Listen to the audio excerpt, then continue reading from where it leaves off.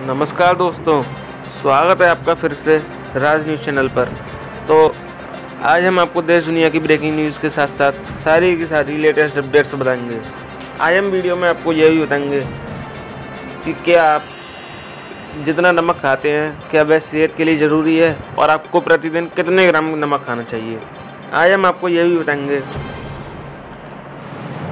कि गोल्ड और सिल्वर के कितने रेट चल रहे हैं और साथ ही साथ पेट्रोल और डीजल के दामों में कितनी उछाल आई है। और आज हम आपको ये भी बताएंगे कि देश में कल किन किन राज्यों में और कब तक के लिए लॉकडाउन लगाने का फैसला लिया गया है। तो आइए इस वीडियो को शुरू करते हैं। पुलिस द्वारा पहलवान सुशील कुमार की तलाश जारी। जी हाँ, दिल्ली के मॉडल टाउन के स्टेडियम में बीते दिनों कुछ समूहों के बीच झगड़ा हो गया था, जिसमें एक पहलवान की मौत हो गई थी। उसी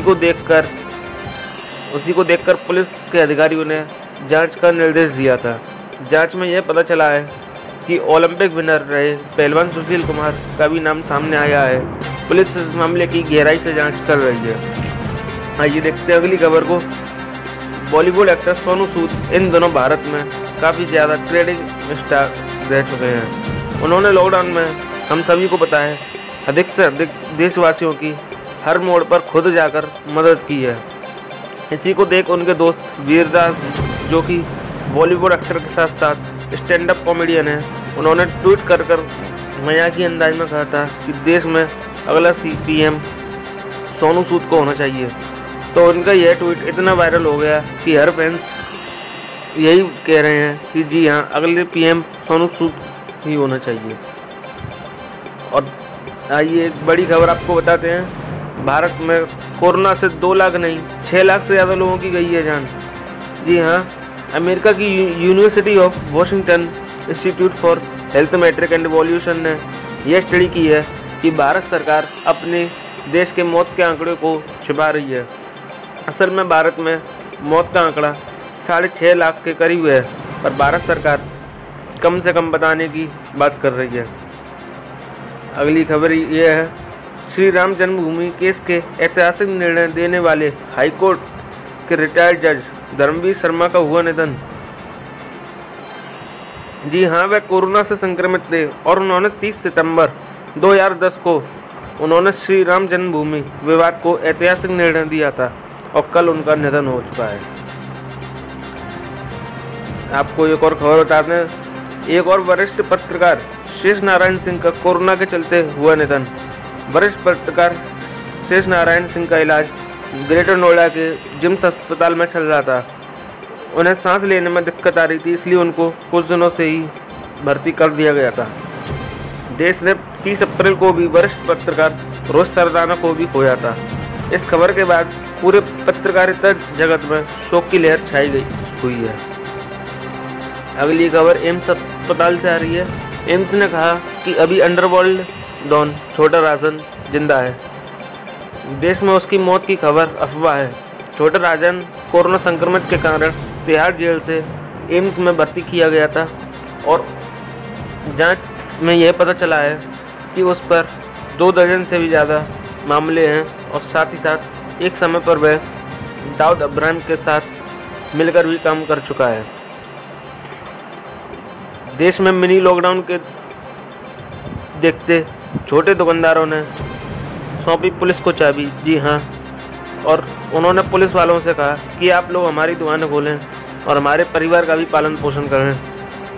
कोरोना काल में सबसे बड़ी मार मध्यम वर्ग का व्यक्ति झेल रहा है। दुकानदारों ने कहा कि पिछले साल से अभी तक बाजार में कोई भी उछाल नहीं आया है और हमें परिवार चलाने में दिक्कतें हो रही हैं और देश में लॉकडाउन लगाने की फिर से बात कही जा रही है। इस मिनी लॉकडाउन को हम सहन और नहीं कर सकते। कोरोना के बढ़ते प्रकोप देखते हुए शताब्दी और राजधानी समेत 26 ट्रेनें बंद कर दी गई हैं। यह खबर रेल यात्रियों या फिर जो अब सफ़र करने के लिए कहीं जाने ही वाला था उसके लिए बहुत बुरी खबर है। देश में कोरोना संक्रमण को देखते इंडियन रेलवेज ने यह आदेश जारी किया है कि देश में करीब 56 ट्रेनें 9 मई से अगले आदेश तक बंद रहेंगी। तो ट्रेन की लिस्ट आप पूरी देख लीजिएगा।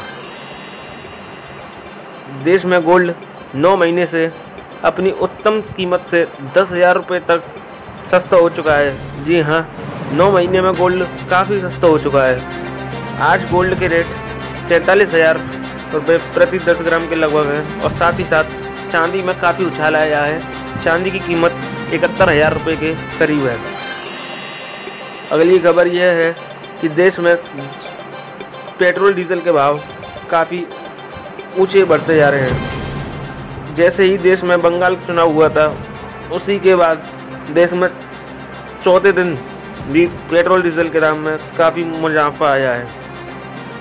दिल्ली में पेट्रोल के रेट 28 रुपये प्रति लीटर बढ़कर 91.27 प्रति लीटर पहुंच गए हैं। और साथ ही साथ डीजल 31 रुपये बढ़कर 81 रुपये 75 तक पहुंच गया है। कोरोना काल में HDFC ने दी भारत में खुशी की लहर। HDFC ने कहा कि हमारा मुनाफा मार्च 2021 को समाप्त वित्तीय वर्ष में 31% तक बढ़ा है। उन्होंने बताया, हमारा मुनाफा 31% बढ़कर 5,670 करोड़ रुपए तक पहुंच चुका है। ऑनर कंपनी ने पेश किया एक खूबसूरत सा टैब X7 टैबलेट। इस फ़ोन में आपको काफ़ी सुविधाएं और फीचर्स देखने को मिलेंगे। इस टैबलेट में बैटरी बहुत पावरफुल है।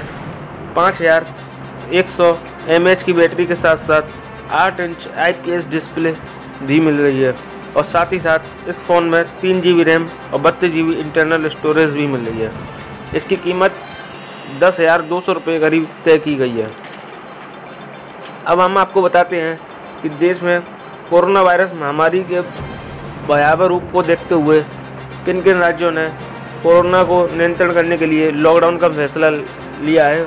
और कुछ राज्यों ने यह बताया है कि कब से लॉकडाउन कब तक का रहेगा। तो कल गोवा सरकार ने बहुत बड़ा फैसला लिया। गोवा के CM ने बताया कि यहाँ पर 9 मई से लेकर 23 मई तक संपूर्ण लॉकडाउन रहेगा। और उन्होंने यह भी जानकारी दी कि ज़रूरी सेवाएं की दुकानें 7 बजे से लेकर सुबह 1 बजे तक खुली रहेंगी। और उसी के साथ साथ कर्नाटक CM का भी बड़ा फैसला। कर्नाटक CM ने कहा कि यहाँ पर 10 मई से लेकर 24 मई तक संपूर्ण लॉकडाउन रहेगा। ज़रूरी सेवाएं सारी की सारी समय पर उपलब्ध रहती रहेंगी। राजस्थान के CM ने भी कहा कि 10 मई से 24 मई तक यहाँ भी संपूर्ण लॉकडाउन रहेगा। और उन्होंने केंद्र से विनती की कि आप भी राष्ट्रीय लॉकडाउन पर विचार कीजिए। अब हम आपको बताते हैं कि हमको प्रतिदिन कितना नमक खाना चाहिए। जी हाँ, WHO ने जारी की नई गाइडलाइंस और बताया दिन में 1 ग्राम एक व्यक्ति को कितने ग्राम नमक खाना चाहिए। नमक हम सभी को पता है किसी भी चीज़ का स्वाद दोगुना कर देता है। पर क्या आपको पता है कि एक स्टडी के मुताबिक प्रति साल 30 लाख लोग अपनी जान गंवा देते हैं। स्टडी में यह भी बताया गया कि हर व्यक्ति प्रतिदिन 9 से 10 ग्राम तक नमक खाता है। और WHO ने कल ही एक गाइडलाइन जारी की है। उन्होंने ये गाइडलाइंस काफ़ी समय से रिसर्च करते हुए बताया है कि प्रतिदिन हर व्यक्ति को 5 ग्राम तक ही नमक खाना चाहिए। तो यह खबर आपको बहुत अच्छी लगी तो सबको बताइए कि नमक हर कोई खाता है, तो उनकी सेहत के लिए ये ज़रूरी है कि उन्हें पता रहना चाहिए कि नमक उनको कितना खाना चाहिए। अब हम आपको बताते हैं, देश की चपेट में आए ससुराल सिमर के 2 के एक्टर राजीव पटेल को कोरोना संक्रमित होते हुए आइसोलेट कर दिया गया है। उन्होंने ट्वीट करके बताया कि मैं 30 अप्रैल को आगरा से मुंबई आया था, तभी से मुझे हल्का बुखार था। इसी को देख मेरी रिपोर्ट पॉजिटिव आने के कारण मैं अब आइसोलेटेड हूँ। कोरोना के चलते अभिषेक कपूर के ससुर जी का भी हुआ निधन। जी हाँ, उनके ससुर सुशांत सिंह कपूर के परिवार के बेहद करीबी थे। अब हम आपको बताते हैं, देश में फिर से कोरोना ने तोड़े अब तक के सारे रिकॉर्ड। पिछले 24 घंटे में देश में एक बार फिर रिकॉर्ड तोड़ते हुए 24 घंटे में 4,14,000 से ज़्यादा नए मामले और साथ ही साथ एक ही दिन में 3,900 से ज़्यादा लोगों की गई जान। हमारी आप सभी से गुजारिश है, कृपया घर से बाहर ना निकलें और डबल मास्क का यूज़ करते हुए बाहर ही निकलें और हो सके तो जितना कम उतना ही बाहर निकलें। अगर आपको हमारी वीडियो पसंद आती है तो इसे लाइक कीजिए, शेयर कीजिए और सभी के बीच सब्सक्राइब भी करवाइए और हमको बताइए कि आप किस देश से हैं, किस राज्य से हैं, और कमेंट में बताइए वहाँ कोरोना की क्या स्थिति चल रही है, जिससे कि हमें लेटेस्ट अपडेट्स देने में काफ़ी मदद रहेगी। धन्यवाद।